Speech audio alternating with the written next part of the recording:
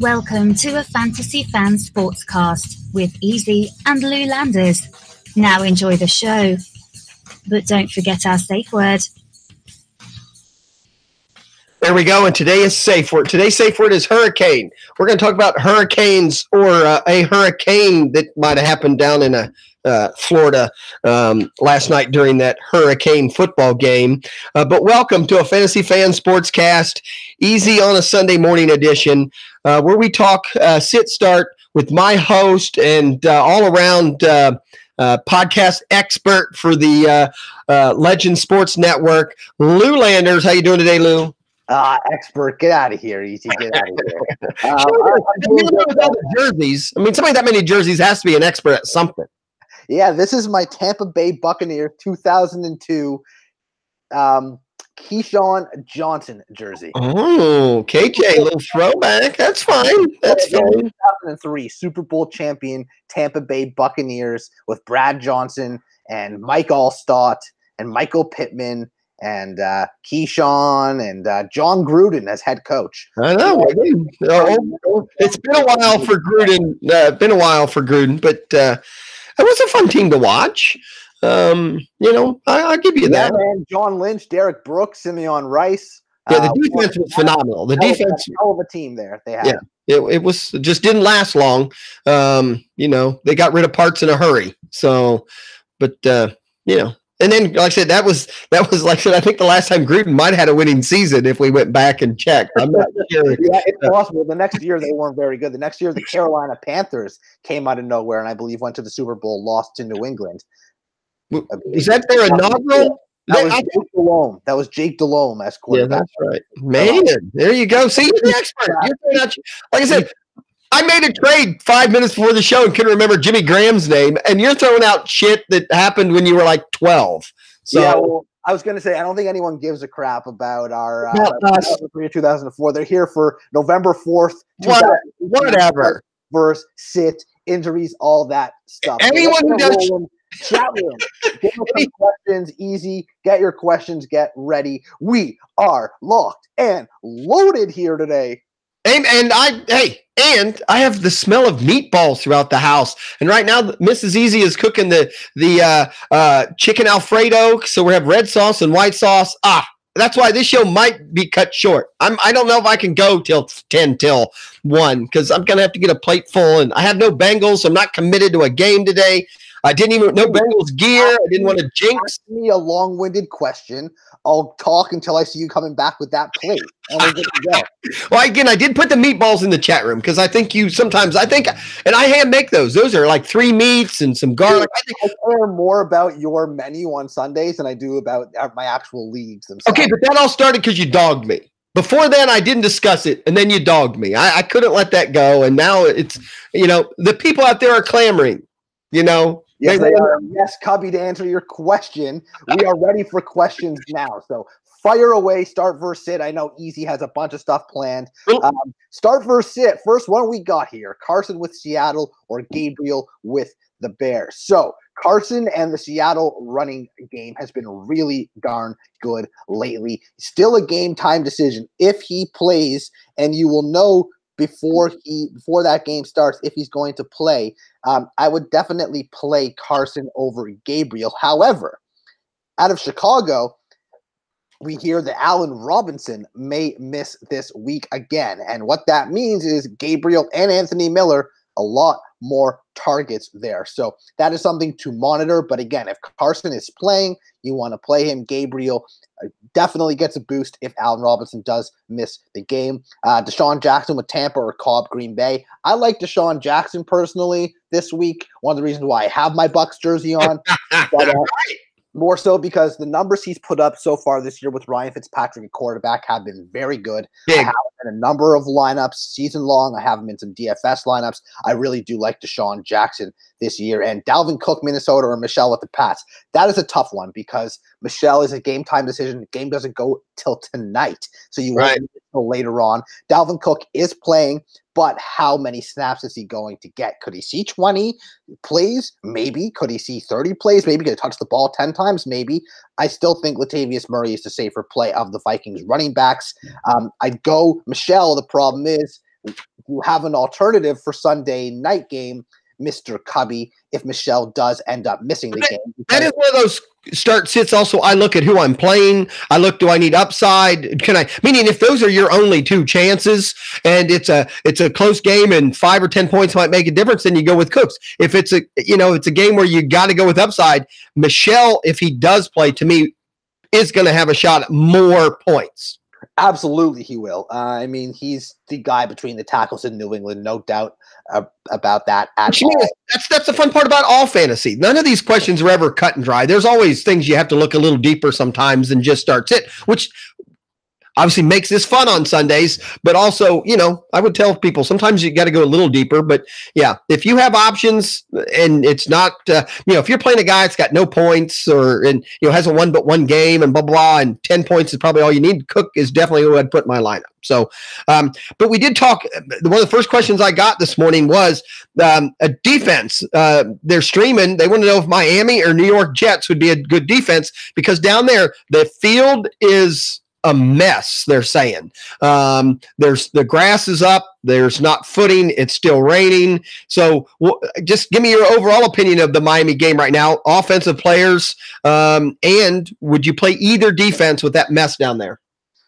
I would consider the Dolphins defense because I say it every week, it seems. Rookie quarterbacks like Sam Darnold are prone to turnovers. Right. And that's what you look for in fantasy defenses. With the field being kind of terrible as well, that could help the defenses because of it goes both ways. Obviously, right. When the field is that chopped up because the defenders maybe get stuck, the offensive guys may get stuck. But to me, if you're going to go with the defense in this game, the Dolphins isn't a bad one. I have Devontae Parker in a DFS lineup today that probably will end up being taken out of the lineup because of the field there. There's a lot of other players out there, lots of other games. Last night, the Miami Hurricanes running backs, they were falling everywhere. It was pretty ugly. Players were just going down. So obviously, but you never know. Which would be the question, down here on my list, someone asked McCoy or Drake, and that was asked before the weather issue. I would have said Drake before the weather. Now, to me, it's more of a 50-50 call if you play Drake or McCoy. If it was McCoy in the shitty weather, excuse me, this is the Sunday show. An easy choice. I agree. McCoy seems to love no footing. So right now, with the way the weather is, if McCoy and Drake are your running back picks, who would you go with? Drake has been very consistent the last 4 weeks. He's gone into the end zone in 3 of those weeks. He had 2 touchdowns last week. He catches the ball out of the backfield, obviously, has no less than a 4.4 yards per carry over the past 4 weeks. And that worst game of those 4 was against the Bears, we know are a good defense. I think I like the upside of Kenyon Drake over what we can see out of LaShawn McCoy. McCoy has a terrible matchup. Yeah, with the Bears. Lenny was laughing this morning and making fun of us football people for, talking about game scripts, but it is important to discuss whether or not we get it right or not. If the Bills are down by a lot of points in this football game, as they could be, that means that, McCoy is going to be taken out of that game. Bills won't move the football much with Peterman, in my opinion, at quarterback. So I'm all in on Drake over McCoy, regardless of the field conditions in Miami. All right. That's again, the next thing I had was not a question. Someone asked, if you had room, would you pick in a 2 quarterback league, would you pick up Sam Bradford this week because no other quarterbacks are on the waiver for the future? Is there a chance Sam Bradford plays somewhere in the next week or 2? I highly doubt it. Okay. There's a lot of teams out there. Back to, if you're Buffalo, would you rather start Bradford next week or Peterman again? I just keep starting Peterman. There's no reason to start Bradford. Bradford. I have a 2 quarterback league that you're in with me, and I have to start Peterman because my only backup, I had Winston, and then Dalton's on a bye. So, I didn't have anybody, and that was the only person out there. And trust me, I debated between him and Jackson from the Ravens, figuring maybe at least he gets a touchdown and might be more points than Peterman. There's the dude on the Saints, too. Hill. So Stephon Diggs, yes, he is expected out. As of 20 minutes ago, he was not officially ruled out, but he's not expected to play. One of the big things I have here today, more so from a DFS standpoint, Aldrick Robinson and Treadwell on the Vikings. They are going to get a serious amount of targets and snap count because of the absence of Stephon. What about Rudolph? Well, Rudolph hadn't done anything in the last 2 or 3 weeks. Rudolph will get his normal share, but from a wide receiver standpoint, for 3,200, 3,300 on DraftKings, getting in either Robinson or Treadwell, that could be very, very interesting from a DFS standpoint with Diggs. Right. I'm taking a dart at one of those guys. Yeah, unholy Buffalo defense, very, very sneaky play in DFS. I actually have them in 2 or 3 lineups because even though their offense stinks, the weather's never good there this time of year. Again, Trubisky can make a lot of great plays, but he can also make some mistakes. The Bills have a good defense. We saw they were even able to keep the Patriots in check for a lot of the game last week. The Bills could even put up 7-8 points in DFS from a defense at just $2,300. They are definitely a sneaky play. In season long, they're not one of the top 12 or 14 defense. No. I would say question I got, what you talked about, Godwin. This is Godwin or Valdez Scantling? I'd probably go with Godwin, although I don't love either of the matchups. I mean, the Packers are reportedly healthy at wide receiver, which means you see Adams, you see Cobb, you see Geronimo Allison. And yes, that was the case last week. Scantling ended up getting in the end zone. So is Allison playing? Pardon me? Geronimo Allison, last I heard, wasn't playing, is he? I believe he is. I mean, we don't know for sure at this point. I haven't seen that he's officially ruled out. But with the Bucks, I still think that Fitzpatrick is kind of a slinger. He's gonna throw the football. I trust Godwin more. But Godwin. The Bucks, though, Ronald Jones has been ruled out for this game. Who? Barber is going to see a very heavy workload in that Bucks backfield. Okay. Trust him or not season long, I don't blame you if you don't. But he goes from being non-existent in DFS to being a very sneaky flex play at a very, very limited salary. I believe Peyton Barber is just $3,600 for a starting running back who should be getting all the action in that backfield. The other question I had was Cobb or Scantling. If you had to pick one of the Green Bay wide receivers, yeah, I guess if they're all healthy, I would go with Cobb. If Allison's out, to me, it was more 50-50. If Allison's in, I'm going Cobb. Is that what you're saying there too? Okay.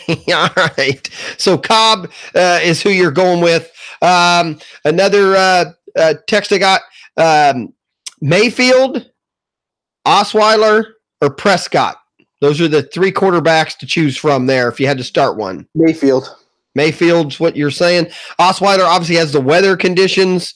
And Prescott, I don't know. I mean, Dak has been very good in Dallas this season. He's been very good in Dallas, but Baker Mayfield usually has a very safe, 15, 16-point floor. And in a game matchup versus the Kansas City Chiefs, he's at home.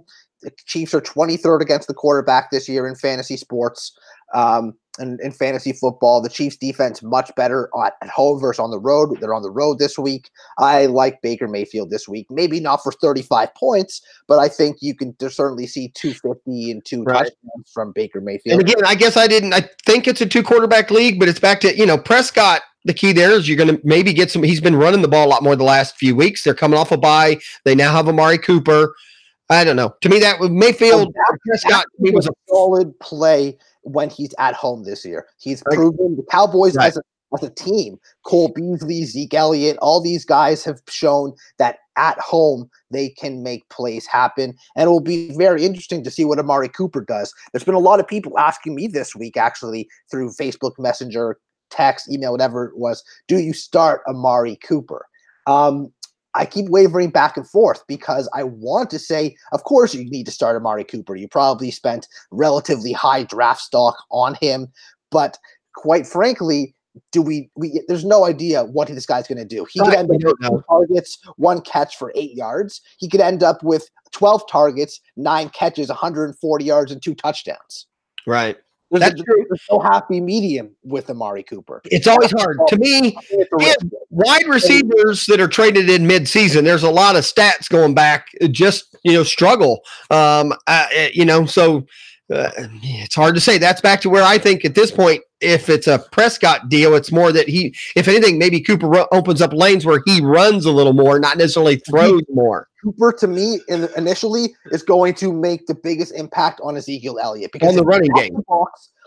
If you stack the box, an 8-man box, that will open up one-on-one coverage for Amari Cooper, something Des Bryant cannot take advantage of in his later years with the Cowboys, which is why the Cowboys decided to cut him. They're hoping Amari Cooper can take advantage of those one-on-one opportunities, which will in turn open up more running lanes for Zeke Elliott. A lot of teams say you run the football effectively, it opens up the play-action game, it opens up the passing game. Sometimes it's the other way around. If you get the passing game rolling, teams can't stack the box, you then get your running game going. Right.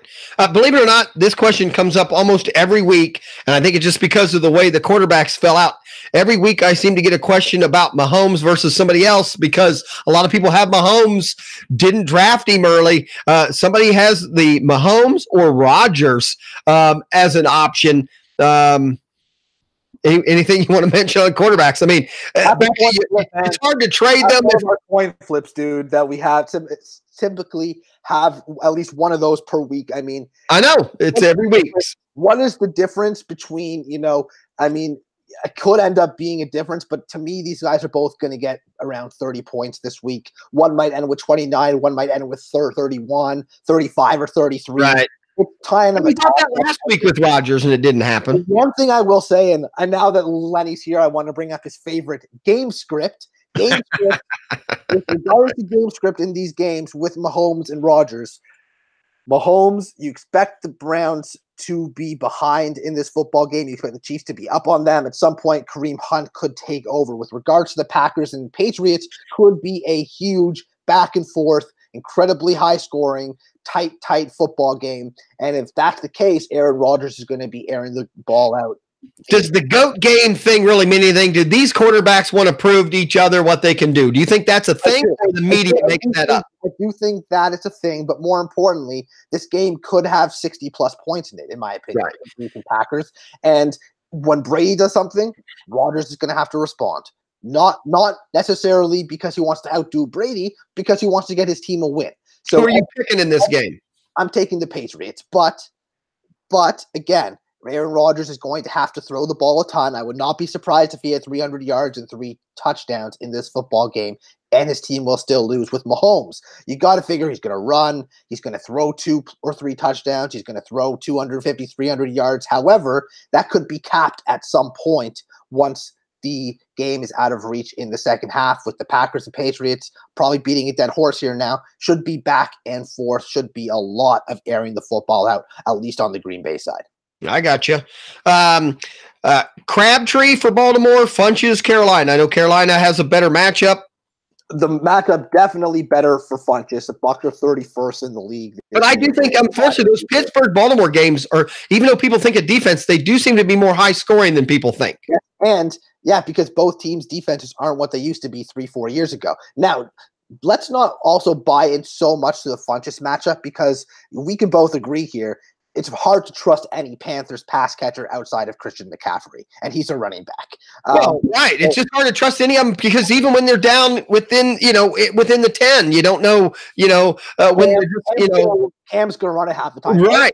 The Crabtree matchup, it's not 31st in the league, but the Steelers are 26th in the league against the pass, against the wide receivers. So Crabtree's matchup is pretty damn juicy. I mean, there's only 3 or 4 teams he could go up against that would be a better matchup than the Steelers right now. Problem is, John Brown is still the guy, in my opinion, in Baltimore. I think I prefer I prefer the Funchess matchup, but I think Crabtree has a much better chance for more targets. Well, Funchess has had other matchups that look good and still doesn't get a touchdown or doesn't get what we think, again, just because of Cam.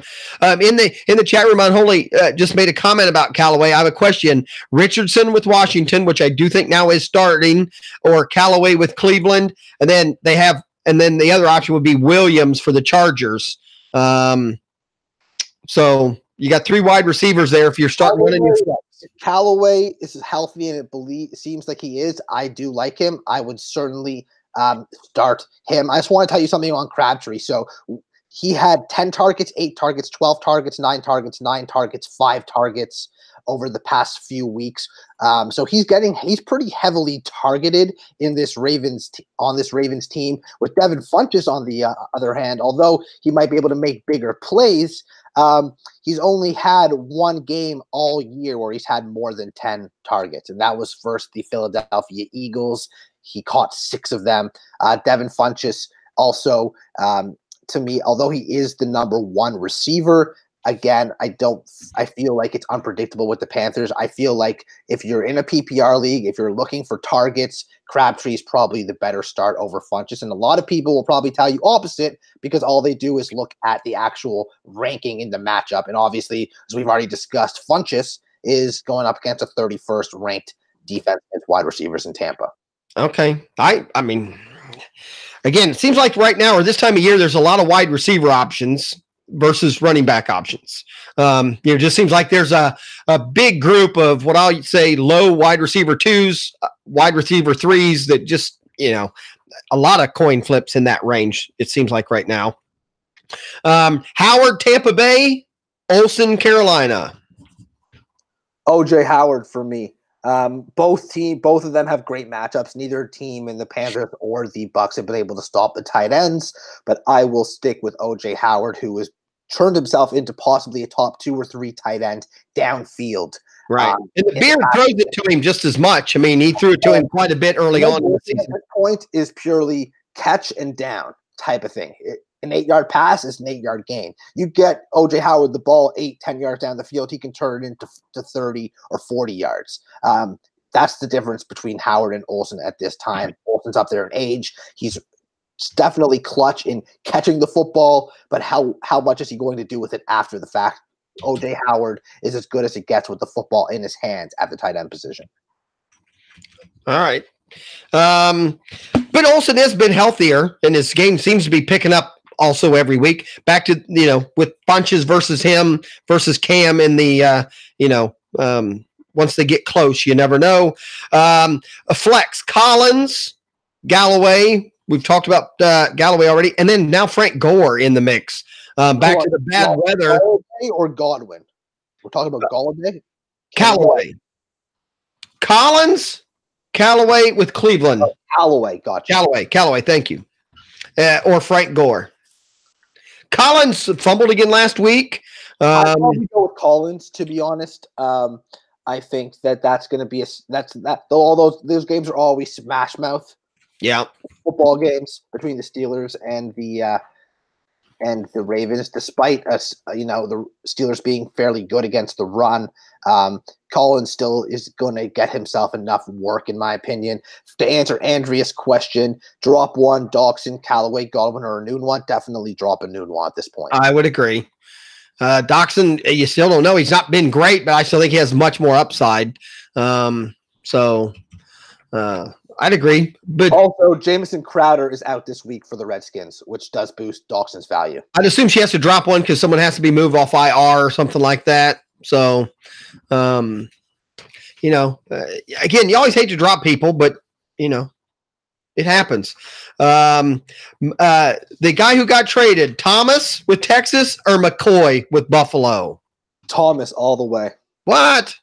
Yeah, I get what McCoy's doing, but you at least know McCoy's going to be in there for 100% of the running plays. Where do you think Demaryius Thomas is going to be in for more than 30% of the plays? I do. There's a couple of things. One, if you own McCoy in season long this year, like I do, you've seen that he has not been able to get to the end zone. He is just not producing at that star-studded level that we've seen from him in the past. Secondly, I live with a Buffalo Bills fan. She has a Shady McCoy jersey. She is a huge McCoy. She's a huge McCoy fan. And she tells me, never draft McCoy. Don't play McCoy. Never draft any Bills. Right. See a special guest. I think it's our first time we've had a special guest on our Sunday show. That was Megan Hayes, my lovely, beautiful fiance, giving her take on LaShawn McCoy there. With Demaryius Thomas, he's not going to be the focal point because they have Nuke Hopkins there. But he still will be. He's filling in for Will Fuller, who is a huge loss for the Texans. Also, it's not like the beautiful part is about this game is the first game for Demaryius Thomas outside of being a Denver Bronco is being played in Denver, right? With the Texans. I think that's very cool. I think there's kind of a game script story there as well. We said it earlier on another. I know why people have asked me this week, which wide receiver is your favorite? Not from a DFS standpoint because the pricing obviously affects it. But which is your favorite wide receiver this week for the Rams versus the Saints? And you want to say Woods, you want to say Kupp, but Brandon Cooks, man, returning to New Orleans after they traded him to New England. He was then traded from New England to the Rams this offseason. Brandon Cooks' redemption story. Watch out for Brandon Cooks this week in New Orleans. So you're one of those that I mean, are you a believer in that?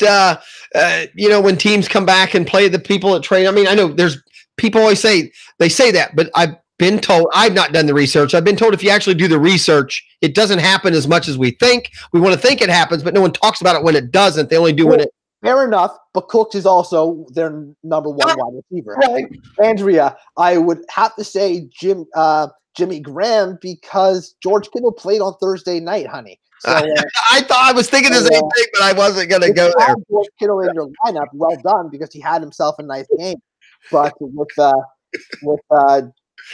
you didn't have Kittle in there already, then yeah, you have to go with Jimmy Graham. Right. I would agree. Right now, Jimmy Graham is.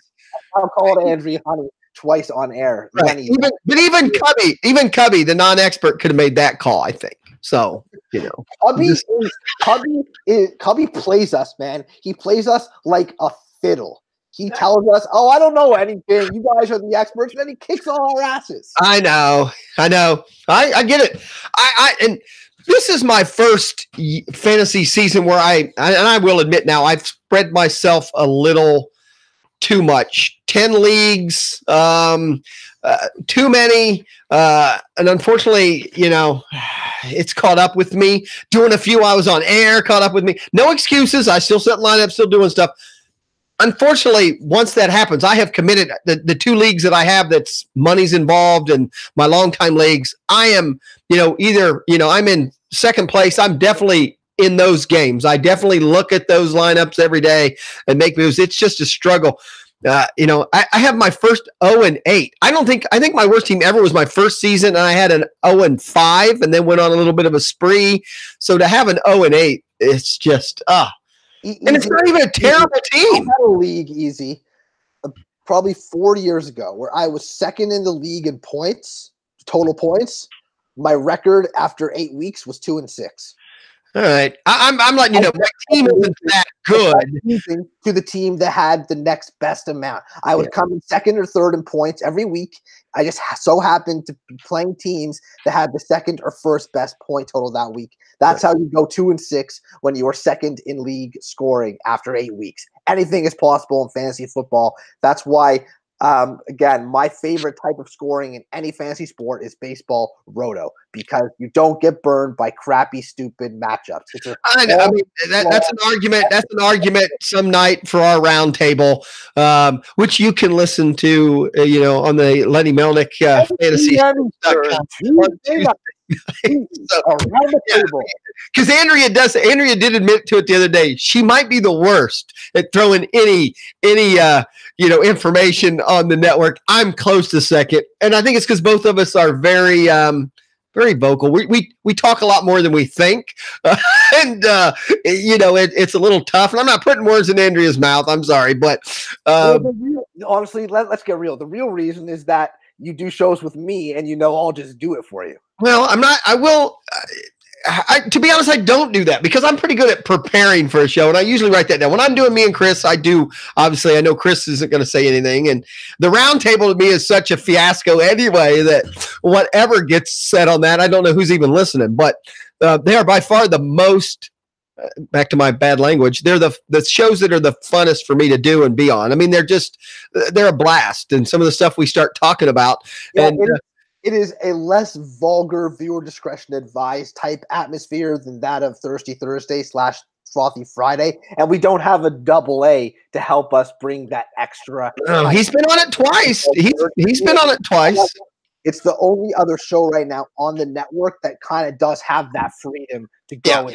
And I tell people, but like you, I think I'm even already like you. I said the S word on this show a little earlier. I do try to keep it a little more, because me and Chris, that we've been doing that one, and on iTunes, they're a little pickier about your language and all that crap stuff. But yes, Tuesday night roundtable, crap and shit a bunch.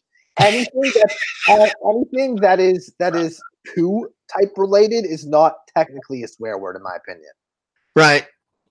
Cubby, again, Cubby's in there talking about fantasy and luck and all that. Hey, they're just two different games when you start talking baseball versus football. Yeah. I do both. Mm-hmm. I prefer the head-to-head over some of the other stuff just because the head-to-head to me is a little more fun to talk smack about and all that. Give you a chance to win, easy. That's why. No, but in all honesty, Lenny was doing his kind of off-the-cuff show this morning, and he made a really good point. In football, it's easy. All your guys, if you don't have IDP leagues, which for those who don't know what that means, it's independent defensive players. If you're just drafting offensive players, you're drafting them for the same thing. Yards, catches, touchdowns. That's it. That's all you look for in players. In baseball, there are so many other factors. Is he a saves guy? Is he a Ks guy? Does he have a good ERA? Does he have a good whip? Does he win games on baseball? Does he steal bases? Does he have a good on-base percentage? Does he have a good average? Does he drive in runs? Does he score runs? Does he have power? There's so many more factors. Okay. You can draft guys in baseball. I don't want to get into that argument today because we're a sit start. My point, though, is they are two different games, period. And you can have as much fun doing both or one or the other. And it's like, I do head to head and I do roto in baseball. In two of the Lenny's leagues this year, I was in the top, one or two, almost the whole season. I mean, I can play roto and I enjoy it. Week-long sits versus daily in baseball. There's fun both ways there. There's people that hate the week-long. There's people who hate the daily. Where in football, it is definitely just always a weekly because it is a one game a week thing. So it's different. We'll have to talk about it on the round table, coming up a little more. Any other, I guess the important thing now, any other quick injuries or people in or out that we didn't talk about today that might have come up during the show? I think I saw that Callaway is definitely active. Collins is active. Bibbs is active. Melvin Gordon is active. Chris Thompson for the Redskins is inactive. Good thing for Adrian Peterson, although Bibbs could see some action there as well. In Miami, Kenny Stills is listed as questionable. He is expected to be active, which for those owners of Devontae Parker or Danny Amendola, I would stay away from the Amendolas and the Parkers now if Stills is active there. They're real. I mean, anything's possible in a Miami and New York Jets game, but those guys Diggs is definitely out too, right? With the possibility of Stills being out. Pardon me? Diggs is definitely out. Diggs appears to be out.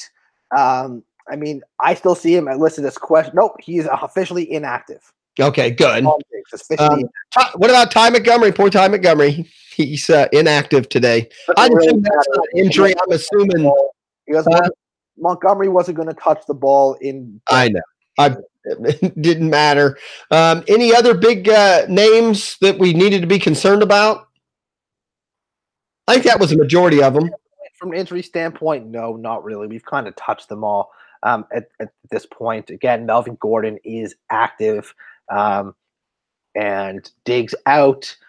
Robinson and Treadwell, not terrible place in DFS now. Andrea got busy, but Andrea, the last Mahomes or Brady, that's the same thing as Mahomes. Right, as Rodgers, right. That's also a coin flip. We kind of had that conversation. Andrea, I called you honey about 15 minutes ago because Kittle played on Thursday night. So it has to be Jimmy Graham if you didn't have Kittle in your lineup. Mahomes or Brady, that's going to be a coin flip. They're both going to put up big points. Mahomes, great matchup, but game script could make it a Kareem Hunt second half. They're running back. Brady and Rodgers probably going to be fighting back and forth. I know experts like yourself don't ever like this, but as an expert fantasy player, if it's a coin flip to me and it's my only Sunday night guy or Monday night guy, that's my decision. I want to have somebody to watch on that Monday night or Sunday night game. I know people will say that's a stupid reason, but if it's truly a coin flip, which to me Brady and Mahomes would be, and you have no one else in that Sunday night game, and I go with Brady this week, to be honest. Oh, I think I would too. I probably, but to me, it's still a coin flip. Now, when Mahomes puts up 40 points and Brady puts up 32, and you lose by 6. Well, that's true. Jeez. Don't hate me, but you can't go wrong with Brady or Mahomes. And again, game script, blah, blah, blah, blah. When it's this close, you have to look at it. And Green Bay is going to be a lot of back and forth.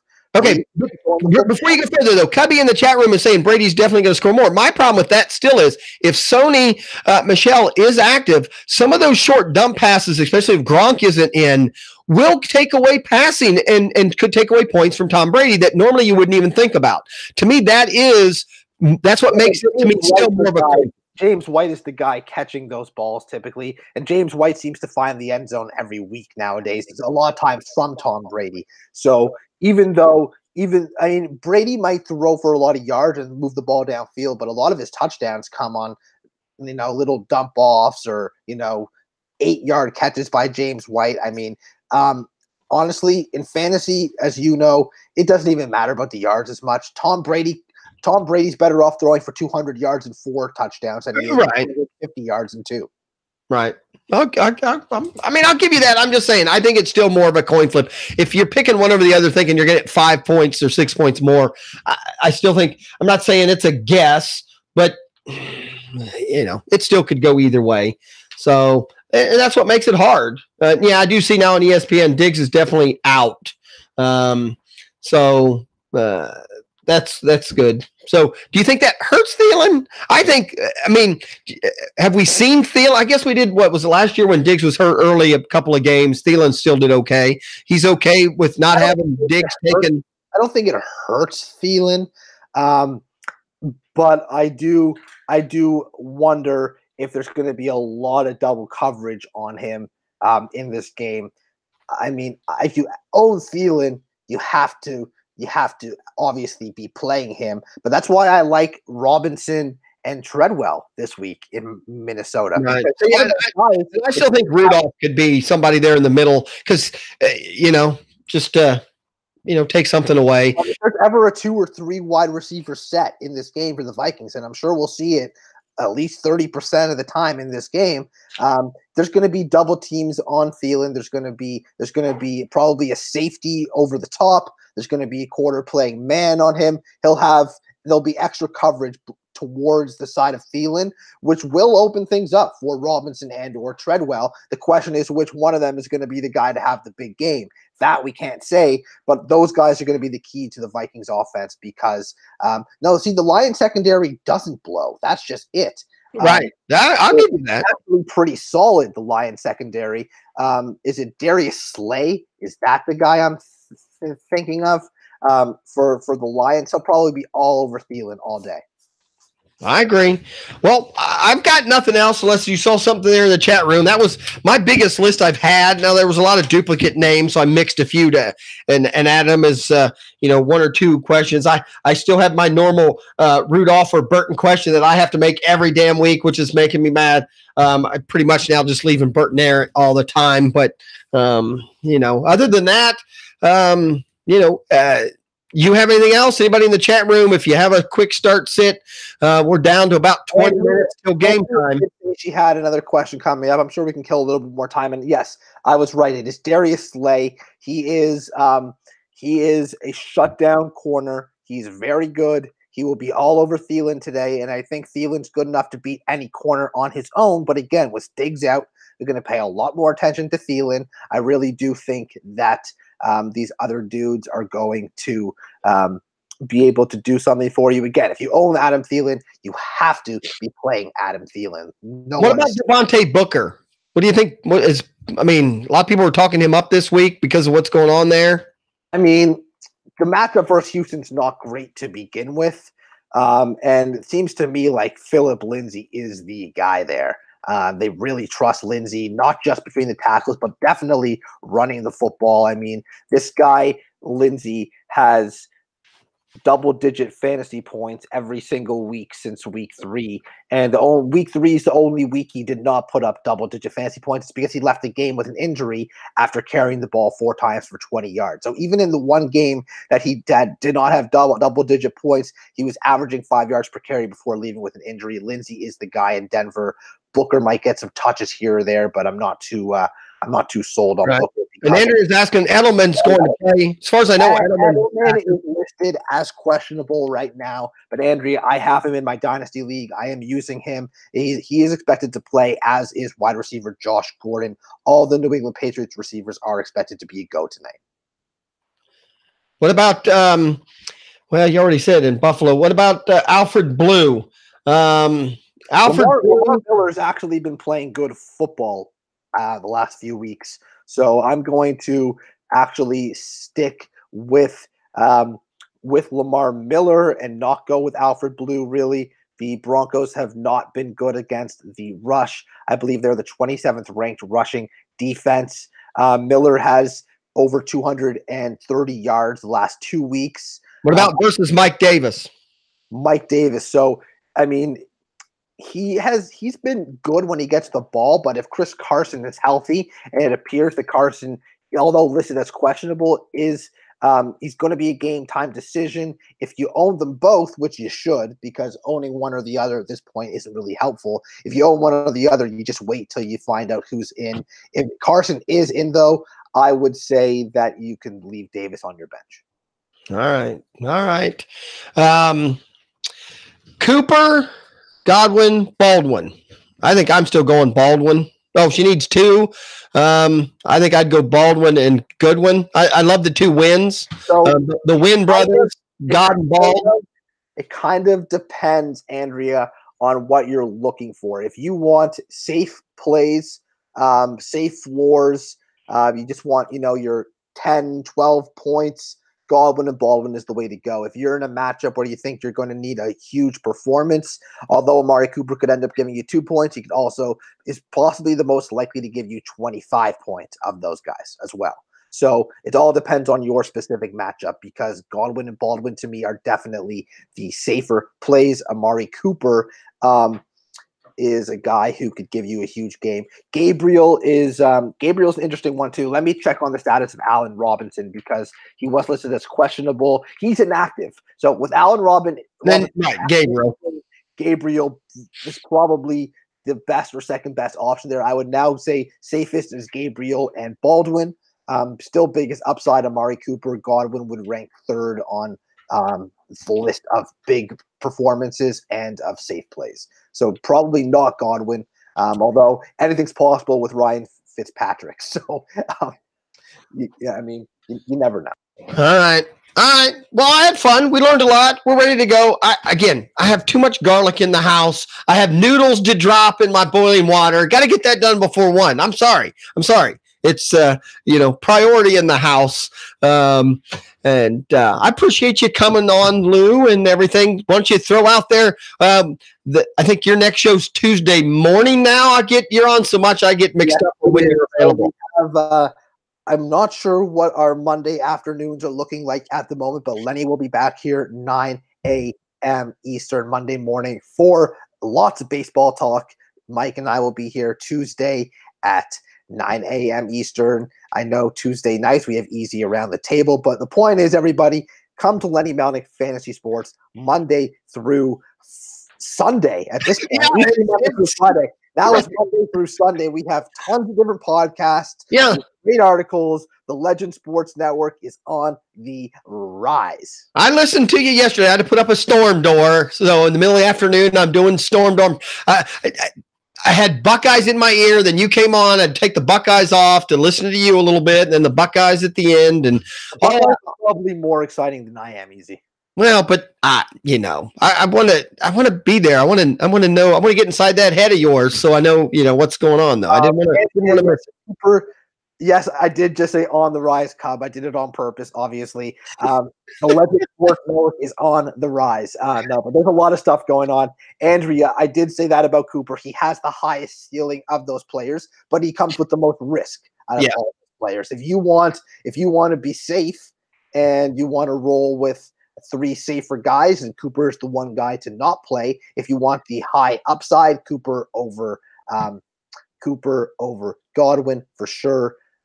Definitely follow me at Landers Talks on Twitter. Follow the Legion at Lenny's Legion on Twitter. Come to Lenny Melnick FantasySports.com every day, all times of the day and the night. We are the Legend Sports Network of Lenny Melnick FantasySports.com. There you go. Hurricane, baby. It's going to be a hurricane Sunday without my Bengals. I get to watch all kinds of games today. I don't have to just focus on the one. I can, probably focus in on the Baltimore-Pittsburgh game. Always like that conference. I mean, see what the Bengals are up against. But I appreciate everybody coming out tonight. Lou had a great time. Cubby, Andrea. I think we had multiple people in the chat room earlier today that fell off at the end, but we're glad you're out there. Send us emails. Come to the chat room. I do also want to send my thoughts and prayers to our good friend Chacha, who lost his mother in the last 24 hours, I believe, or so. So, Chacha, we are with you. Our thoughts and prayers are with you. I did not hear that. I love you, Chacha. Yep. Chacha, and we hope to see you around soon, but, take care of what's important. Lenny is here a little late, casually late. We are about to take off here, Lenny, but, you know what? We're all family. Lenny always pays attention to when things happen in people's personal lives. Lenny follows me on Facebook like he's my mother. And I don't post much there anymore, but he follows everybody. He always keeps us up to date when somebody happens. And yes, we have a blast. We do a lot of shows, but most everyone that's in that chat room is pretty close. So yeah, same thing. Thoughts and prayers out to Cha-Cha. He was on the round table for the first time this last week. Very entertaining, person. So yes, if you need anything, let us know there, Cha-Cha. And, like I said, thinking about you. Again, everybody in chat room, thanks for being out there. We'll catch you next Sunday at noon with your start sits. Get them ready early, Andrea. Yeah, and we also have a new show coming to the network. Not sure of what the title exactly yet, but Cubby, Andrea, and I are taking our talents from Friday morning and keeping them there, but also bringing it to the Wednesday night, 7 p.m., and we will be going, and we will be the opener for Easy and Chris Allen on Wednesday nights. Oh, all right. We need that. Me and Chris need some follow-up so that'll be great. Well, all right. And I've got something in the things I'm working. Me and Cub already got Cubby with some information out there. I got a couple things. I'm pretty sure we have a name for that one, but we'll wait till we get a few in the, a few underway, and we'll go out there. Again, I got garlic. Got to go. We'll see y'all next week, every day. Say goodnight. Good night, everybody.